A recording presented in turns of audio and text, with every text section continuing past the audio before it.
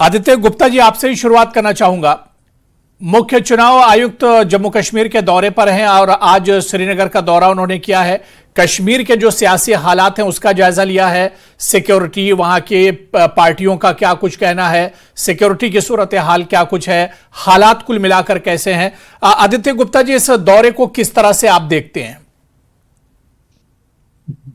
नमस्कार अबू जी, और नमस्कार भारती साहब। देखिए, ऐसा है कि जो इलेक्शन कमीशन का ये दौरा है, ये पार्लियामेंट इलेक्शन को मद्देनजर रखते हुए हुआ है। और जी।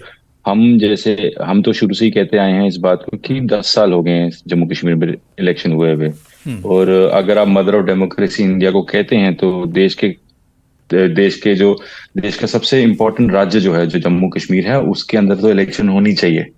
वो इलेक्शन जो है वो असेंबली की 10 साल से नहीं हुई है। पार्लियामेंट के अलावा तो आप कर रहे हैं, लेकिन बाकी किसी भी किस्म का स्ट्रक्चरल इलेक्शंस नहीं हो पा रही हैं।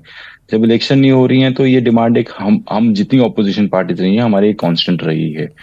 हम लोग बार बार कहते आए हैं कि आप इलेक्शन करवाएं ताकि लोगों के पास एटलीस्ट अपने हक को एक्सरसाइज करने की पावर तो हो। सरकार तो उन लोगों की होती ना जो इलेक्ट करवा के भेजे।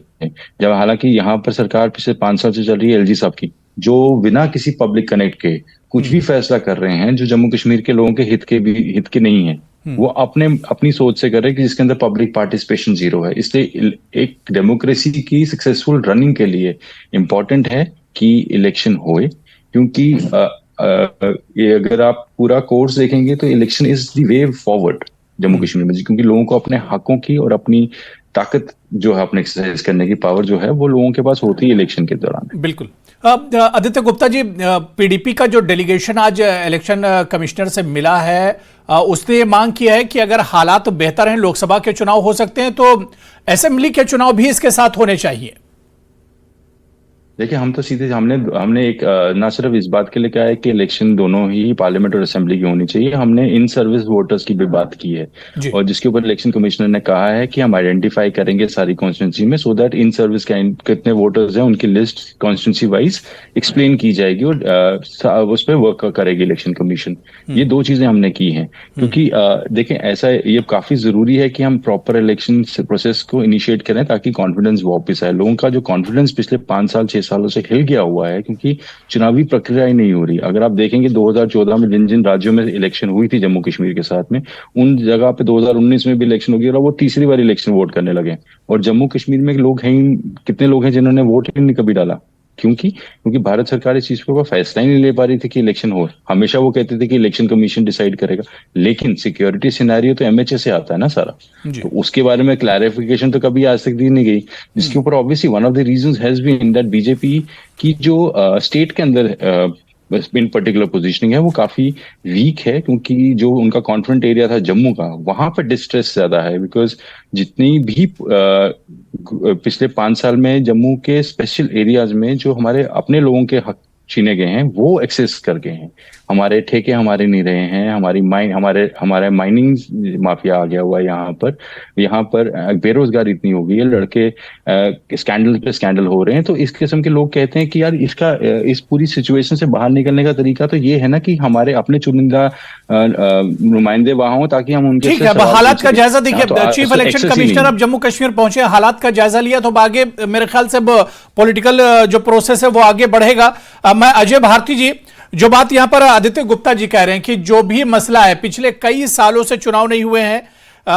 अगर पिछले चुनाव की बात की जाए तो 2014 में आखिरी बार असेंबली के चुनाव जम्मू कश्मीर में हुए थे। 10 साल का गैप हो चुका है, एक लंबा गैप है। पॉलिटिकल प्रोसेस नाम की अब चीज जम्मू कश्मीर में नहीं है। लोकसभा के चुनाव आप जब करा रहे हैं तो फिर असेंबली के चुनाव क्यों नहीं हो रहे हैं? अबू हुरैरा जी, आपको, आपके दर्शकों को और मेरे को पैनलिस्ट्स को नमस्कार और धन्यवाद मेरे को अपॉर्चुनिटी देने के लिए। जैसे अब आप 10 साल का अरसा बताते हैं तो ये ऐसा इंप्रेशन क्रिएट किया जा रहा है कि एक बहुत बड़ी बात हो रही है, लेकिन इसमें से कुछ चीजें इग्नोर या इक्लिप्स करने की कोशिश हो रही है। वो ये कि 2019 में जब यहाँ पर जो डिस्क्रिमिनेटरी और एंटी, सरकार के बगैर तो 10 दिन और 10 घंटे भी बहुत हैं। मेरे को अगर पूरा करने देंगे आप, अगर मेरा रिक्वेस्ट है कि मेरे को पूरा करने दें मेरी बात, तो हाँ बस। तो मेरा यह कहना है कि 2019 में जब एंटी डिस्क्रिमिनेटरी यहां पर 370 का धारा समाप्त होने के बाद यहां पर डिलिमिटेशन हुआ। डिलिमिटेशन प्रोसेस को कंप्लीट करना जरूरी था। उसके बाद वोटर आइडेंटिफिकेशन से रजिस्ट्रेशन वगैरह जो प्रोसेस था, इसलिए वो नेचुरल कॉन्सिक्वेंस में उसका एक ही हुआ। और इतना ही नहीं कि सिर्फ असेंबली इलेक्शन छोड़ दीजिए, यहां पर डीडीसी के इलेक्शन हो गए, 2020 में इलेक्शन हो गए। तो इसलिए ऐसा नहीं है। रही बात जो अपोजिशन पार्टियां करने की कोशिश कर रही हैं, हमारा क्लियर है। पहले तो मैं आपको बता दूं, आज भारतीय जनता पार्टी का डेलीगेशन जो चीफ इलेक्शन कमिश्नर साहब और उनकी डेलीगेशन से मिला, तो हमने कहा कि भारतीय जनता पार्टी किसी भी चुनाव, सिर्फ असेंबली या पार्लियामेंट नहीं, हमारे यहां पर पंचायत से लेकर और डीडीसी बीडीसी सब तक के लिए हम तैयार हैं। इसलिए जब भी चुनाव चले, लेकिन हम एक रेस्पॉन्सिबिलिटी पार्टी है। हम इंस्टीट्यूशंस को ब्लैकमेल या उनको प्रेशराइज नहीं करते, हम उनको अपनी ड्यूटी को ठीक से निर्वाह करने में हेल्प करते हैं।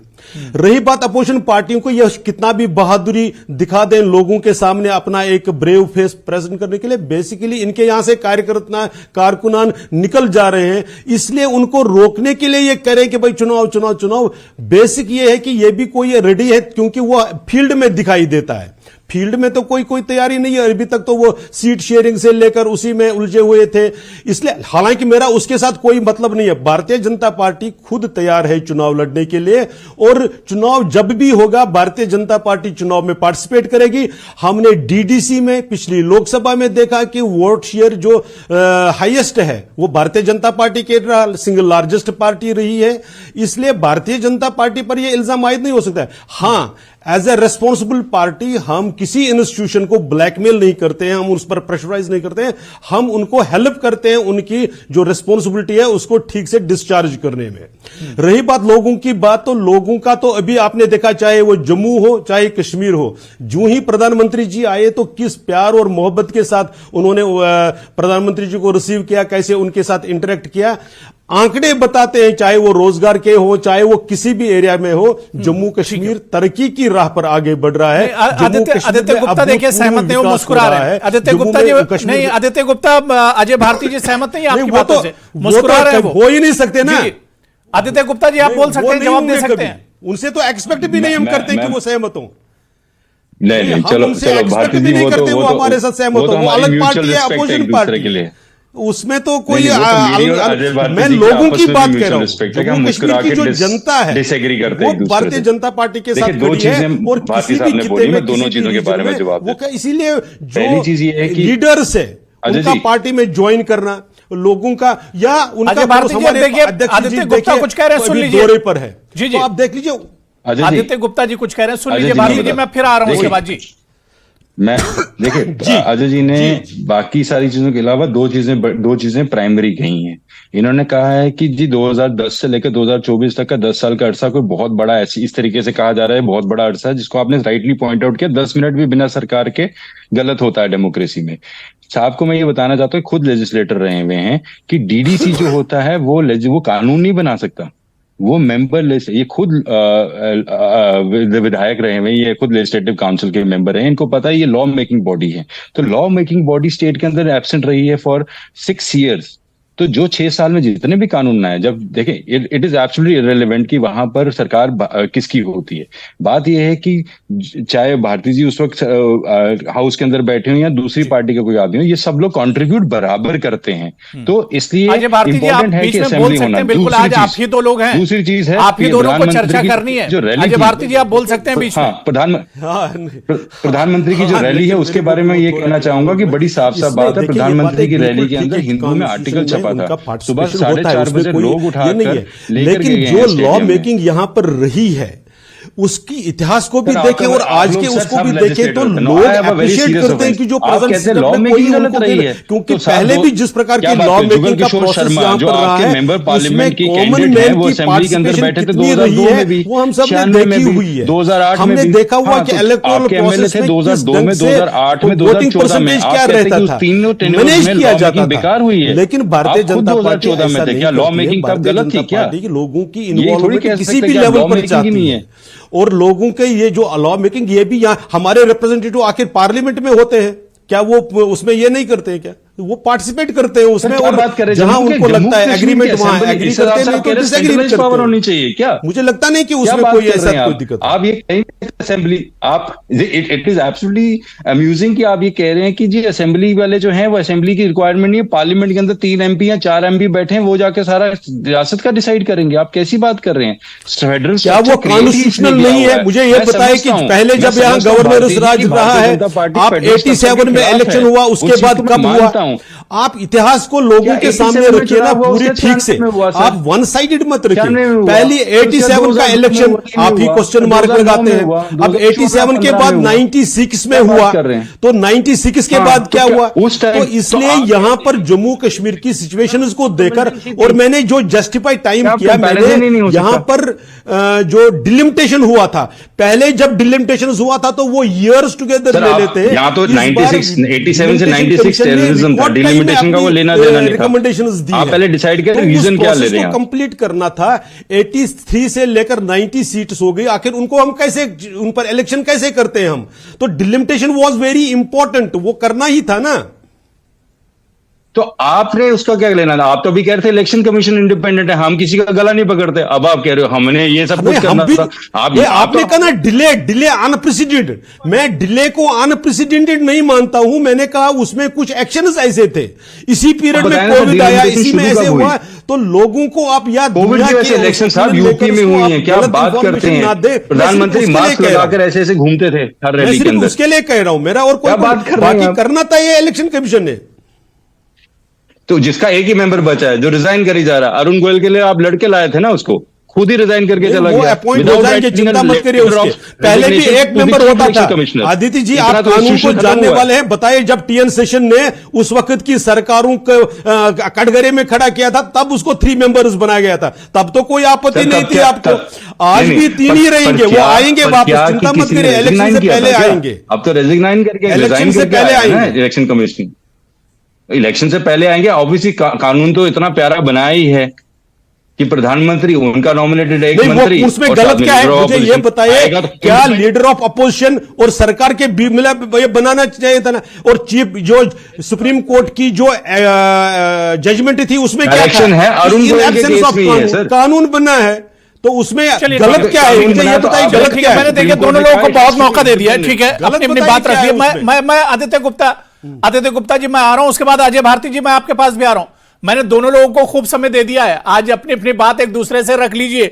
मैं आदित्य गुप्ता जी, जिस तरह से चीफ इलेक्शन कमिश्नर का दौरा ये हो रहा है, आज वो श्रीनगर में थे, कल जम्मू में होंगे, आप लोगों के पास होंगे, क्या इस दौरे से वो उम्मीद नहीं बढ़ी है कि लोकसभा के चुनाव हो रहे हैं और उसके फौरन बाद या कुछ वक्त के बाद, क्योंकि सुप्रीम कोर्ट का भी डायरेक्शन है कि जल्द से जल्द असेंबली के चुनाव कराए जाए, तो क्या इस दौरे से कोई उम्मीद नहीं बंधी है कि अब चुनाव जल्द से जल्द होंगे, अब ज्यादा इसमें वक्त नहीं लगेगा? अबू जी, ये ना in any case is a very sorry state of affairs, जहां पर कोर्ट को डायरेक्शन देनी पड़ी कि इलेक्शन कराओ। आप खुद ही देख लें कि डेमोक्रेसी को रिस्टोर करने के लिए कोर्ट डायरेक्शन दे रही है, और उसके अंदर कोर्ट कहती है साहब आप अगले 8-9 महीने के अंदर इलेक्शन कराइए। अगर, और वहां पर भी आप खुद देखिए, अगर कोर्ट की डायरेक्शंस पे आपने कंप्लाई करना, तो स्टेट की या इंडिपेंडेंट ऑर्गेनाइजेशन कितनी इंडिपेंडेंट है? ये अपने में एक सवाल है ना। अगर इलेक्शन कमीशन की उम्मीद तो ऑब्वियसली बढ़ती है, लेकिन ये तो हमें भी पता है कि अब सुप्रीम कोर्ट का ऑर्डर है सितंबर तक का, आपने कीजिए। अब तो ऐसे तो स्टेट बैंक ऑफ इंडिया को भी कहा था 6 मार्च तक सारा का सारा इलेक्टोरल बॉन्ड का दीजिए। स्टेट बैंक ने कोशिश की उससे कोनी काटने के लिए, और एक एप्लीकेशन लिख दी कि साहब हमें 30 जून तक का टाइम दीजिए। अच्छा, उसका फैसला सुप्रीम कोर्ट ने सामने दिया। आज शाम को 5:30 बजे तक सारे इलेक्टोरल बॉन्ड्स का सारा रिकॉर्ड सामने आया। तो कोर्ट्स को ही आकर के इंप्लीमेंट करना on the things which are important for the democratic values of the country. और इलेक्शन कमीशन एक ऐसा इंस्टीट्यूशन है जिसको डायरेक्शन नहीं होनी चाहिए। This should work in a automated system कि हाँ साहब 5 साल हो गए, 6 साल हो गए, इलेक्शन करवानी ही करवानी है। ये क्लियरेंस, इलेक्शन कमीशन तो शुरू से ही कहता है कि MHA ने कभी क्लियरेंस नहीं दी हमें। हम तो कह रहे हैं कि यहाँ पे अभी हालात ठीक नहीं है। पिछले साल भी उन्होंने कहा था मई के महीने में हालात ठीक नहीं है, बट G20 हो गया। आप देखिए, double standards can not be kept. जब आपने कहना होता है कि सब कुछ ठीक है, भारती जी से इसका जवाब लूंगा। इस बीच आदित्य गुप्ता जी, एक और खास मेहमान, मैं भारती जी आ रहा हूं, हमारे साथ एक और खास मेहमान सोहेल काजमी साहब, पॉलिटिकल एनालिस्ट हैं, जम्मू कश्मीर से हमारे साथ जुड़े हुए हैं। सोहेल काजमी साहब, आपका भी बहुत स्वागत है JKLH प्राइम टाइम में। मैं सोहेल काजमी साहब आपके पास आऊंगा, लेकिन अजय भारती जी, जो बात यहां पर आदित्य गुप्ता ने की है क्या कि अब जो भी चुनाव कराने होंगे उससे सुप्रीम कोर्ट का ही डायरेक्शन लेना होगा। अब असेंबली के चुनाव के लिए सुप्रीम कोर्ट ने कहा है, अभी लोकल बॉडीज के चुनाव नहीं हो रहे हैं, क्या उसके लिए भी अब सुप्रीम कोर्ट को ही अपना डायरेक्शन देना होगा? कुछ तो सरकार को अब करना चाहिए। वो हरेरा साहब, क्या ये देखिए, बहुत ही अमेजिंग थिंग ये है कि जो पार्टियां खुद पीछे, जिनका रिकॉर्ड इलेक्शन के बारे में कैसा रहा, बाई इलेक्शन होना था यहां पर 2018 में 2 कॉन्स्टिट्यूंसीज में, क्या किया गया? जो पीडीपी पार्टी, जो जिसके प्रवक्ता इस वक्त मॉरल हाई ग्राउंड लेने की कोशिश कर रहे हैं, उन्होंने चेंज कर दिया। उन्होंने अनंतनाग में नहीं होने दिया, श्रीनगर का करवा दिया, अनंतनाग का नहीं कर दिया। उन्होंने पंचायतों के इलेक्शन कराए जाए, इसके लिए कितनी जोर सरकारों ने लगाया। ये नहीं माने। चल रही है नहीं, बिल्कुल नहीं चल रहे। नहीं, इनके मॉरल हाई ग्राउंड को चैलेंज कर रहा हूं कि ये मॉरल ग्राउंड नहीं ले सकते हैं। आपने हमेशा अपने डबल स्टैंडर्ड्स पीछे दिखाए हुए हैं, इसलिए उसको लोगों को गुमराह ना करें। मैं सिर्फ इतना कह रहा हूं, रही बात जो कोर्ट की बात थी, तो कोर्ट की बात इन्होंने कितनी मानी? कोर्ट ने 370 पर भी अपना वर्डिक्ट दिया, पीडीपी मानती है क्या? कोर्ट का इनका सिलेक्टिव एक अप्रोच है कि कोर्ट की कौन सी बात माननी, कौन सी नहीं माननी, क्या करना। क्योंकि हमारे साथ देखिए एडवोकेट मुजफ्फर इकबाल खान साहब सीनियर लीडर हैं जम्मू कश्मीर नेशनल कॉन्फ्रेंस के, वो भी हमारे साथ जुड़ चुके हैं, उनका भी रिएक्शन ले लेता हूं। मुजफ्फर इकबाल खान साहब, आपका भी बहुत इस्तकबाल है न्यूज़ 18 JKLH में। मुजफ्फर इकबाल खान साहब, चीफ इलेक्शन कमिश्नर और उनकी पूरी टीम आज कश्मीर के दौरे पर है, कल जम्मू का दौरा करेगी। नेशनल कॉन्फ्रेंस का भी डेलीगेशन उसमें गया था। नासिर असलम वानी साहब थे नेशनल कॉन्फ्रेंस की तरफ से, और उन्होंने मांग की है कि जल्द से जल्द असेंबली के चुनाव कराए जाएं। कितनी उम्मीद है इस दौरे के बाद कि अब लोकसभा के चुनाव तो होंगे ही और असेंबली के चुनाव भी जल्द से जल्द होंगे? अबू हुरैरा साहब, असेंबली के चुनाव के लिए जी सुप्रीम कोर्ट ने एक पॉजिटिव डायरेक्शन भी दी है जी। उसके बावजूद भी चीफ इलेक्शन कमीशन हो या पूरा इलेक्शन कमीशन, क्योंकि अब तो chief election commission is the entire election commission, दूसरे इलेक्शन कमिश्नर साहब ने तो रिजाइन कर दिया। अभी तक किसी को भी, सिटीजन को यह भी पता नहीं कि उसकी वजह क्या है, क्यों उनको फोर्स किया गया रिजाइन करने के लिए। क्या वो इनकी बात किसी को नहीं मान रहे थे? जो गैर आईनी बात थी, गैर कानूनी कोई प्रेशर था, ये चीज भी अभी तक सामने नहीं आई है। दूसरी बात ये है, हम तो रिक्वेस्ट करेंगे ही करेंगे, इसमें तो कोई दो राय नहीं, लेकिन ये एक आईनी जिम्मेदारी है इलेक्शन कमीशन की, इलेक्शन करवाना। लेकिन जाहिर सी बात है कि इलेक्शन करवाने में होम मिनिस्ट्री का बड़ा अहम रोल रहता है यूनियन टेरिटरीज में, और जम्मू कश्मीर एक सेंसिटिव एरिया होने की वजह से, सेंसिटिव रीजन होने की वजह से, जब तक कि होम मिनिस्टर नहीं हरी झंडी दिखाएंगे तो इलेक्शन कमीशन अपनी कॉन्स्टिट्यूशनल ड्यूटीज, आजकल के दौर में सबको पता है कि इलेक्शन कमीशन कितना गैर जानबदार है और कितना ऑटोनॉमस है। वो बगैर होम मिनिस्ट्री के और प्राइम मिनिस्टर ऑफिस के डायरेक्शन के बगैर मुंह नहीं खोलता है, बात नहीं करता है और ना ही को कदम उठाता है। अदरवाइज ये इलेक्शन कमीशन की आईनी जिम्मेदारी है, और मुझे ये समझ में नहीं आ रही कि आज तक कोई जवाब भी नहीं दिया कि क्यों नहीं। या तो हमें बताओ ना कि भाई हालात ठीक नहीं है। एक तरफ तो आप ये कहते हैं कि जनाब 5 अगस्त के बाद यहां सब कुछ, एवरीथिंग इज हंकी डोरी, फिर आप इलेक्शन नहीं करवा रहे हैं। जब इलेक्शन की बात आती है तो आप चुप की साथ लेते हैं। हमें बताओ तो सही कि रीजन क्या है, आखिर कोई ना कोई वजह होगी ना। तो ये इलेक्शन कमीशन की जो मैं कहूंगा, नहीं, वजह देखिए, बीजेपी तो इसकी वजह बताती है। अजय भारती जी से इसका हम जवाब लेंगे तो वो यही बार बार यही चीज बताते हैं कि डिलिमिटेशन का काम चल रहा था और पिछड़ों को जो हुकूक नेशनल कॉन्फ्रेंस बीजेपी ने नहीं दिए थे वो काम बीजेपी कर रही थी, वो काम बीजेपी कर रही थी। पिछड़ों को रिजर्वेशन दिया जा रहा था, उनको हक दिया जा रहा था पिछड़ों को। पिछड़ों को जो रिजर्वेशन है वो पहले भी थी, यहाँ एसटी की रिजर्वेशन पहले भी थी जी, एससी को रिजर्वेशन पहले भी थी जी। अब उसमें मुझे नहीं लगता है कि आप अजय भारती जी आप बोल सकते हैं तारीख में, एक मिनट पहले मुझे गलत कह रहे हैं। ओबीसी यहाँ तो रिकॉग्नाइज्ड नहीं थे। ओबीसी को कौन सी रिजर्वेशन थी यहाँ पर? ओबीसी तो एससी को रिजर्वेशन नहीं थी, यहाँ थी। ओबीसी को कौन सा रिजर्वेशन था? पहाड़ियों को कौन सा रिजर्वेशन था? पहाड़ी तो ऐड किए आपने, वो बहुत सारी जगहों में ऐड किए हैं, कोई एक जम्मू कश्मीर में नहीं किया आपने। और किसी दूसरी रियासत में जिसमें आपने शेड्यूल ट्राइब में किसी को ऐड किया या शेड्यूल कास्ट में ऐड किया, वहां के इलेक्शन पोस्टपोन किए हैं? कोई है मिसाल ऐसी पूरी तारीख में पिछले 75 साल में किसी रियासत में किसी कम्युनिटी को ऐड करने के लिए इलेक्शन पोस्टपोन हुए हैं। खान साहब, आपको 75 साल में क्या क्या हुआ वो सुनना है। 75 साल में आपने अनअपोज्ड साले चुनवा लिए, कैसे चुनवा लिए वो हमको मालूम है। आपने 75 साल में अपोजिशन के साथ क्या किया, और जब मर्जी आई उसको कॉन्स्टिट्यूएंट असेंबली बताया, जब मर्जी आई उसको लेजिस्लेटिव असेंबली बताया। पिछले 75 साल का इतिहास बहुत साफ है जम्मू कश्मीर के लोगों के सामने, उसको गलत मत बताए, उसको इग्नोर मत करिए। साल में कोई आदमी इसलिए वो सारी चीजें को जाएंगे तो आप पर ज्यादा उंगलियां उठती हैं। भारती साहब, आपने 2 की जगह 6 किए हैं। सिर्फ 2 एमएलए नॉमिनेटेड आते थे, आपने उनकी जगह आप बढ़ा दिए हैं। लेकिन जम्मू कश्मीर की तो इसका मतलब यह है कि आप विस्थापित समाज के हकूकों के खिलाफ हैं, वही तो हम कह रहे हैं कि आप जो भी वंचित लोग हैं, डिप्राइव्ड सेक्शन है, आप उनके राइट्स के खिलाफ है। नेशनल कॉन्फ्रेंस का तो यही काम है, वो दूसरों के राइट्स को छीन कर एक छोटे से इलाके को दे रहे। एग्जैक्टली वही है। आपने कॉन्स्टिट्यूएंसीज को डिलिमिटेशन इस तरह से करवा दिया कि जिस पहली असेंबली में 4 कश्मीर के माइनॉरिटीज आ रहे थे, 2009 आते आते एक भी नहीं आया।